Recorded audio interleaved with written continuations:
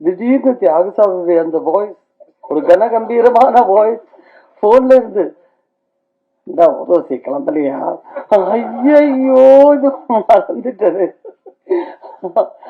அப்படி ஐயோ sir sir sir sir sorry sir sorry sir. என் வீட்டுக்காரர் வந்து என்னை பிச்சு எடுத்துடுறாரு. நீ வரேன்னு கரெக்டா சொல்லிட்டு அவர் கரெக்டா மெசேஜ் அனுப்புறாரு. அதாவது ரொம்ப ஒரு மிலிட்ரி மாதிரி தியாகு சார். கரெக்டா பங்க்சனா எல்லா விஷயமும் கரெக்டா இருக்கும். நம்ம எதை பத்தியும் கவலைப்பட வேண்டியதே இல்லை.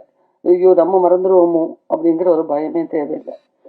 என்னை பொறுத்த வரைக்கும் 84ல் first time Thiyagu sir produce பண்ண படம் கொம்பேரி மூக்கன்.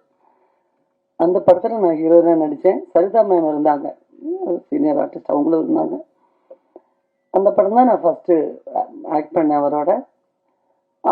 அப்போவே ராஜா யுவராஜான்னு இன்னொரு படம், 2-3 படம் தியாகு சார் கூட பேராகவும் ஆக்ட் பண்ணிட்டு இருக்கேன்.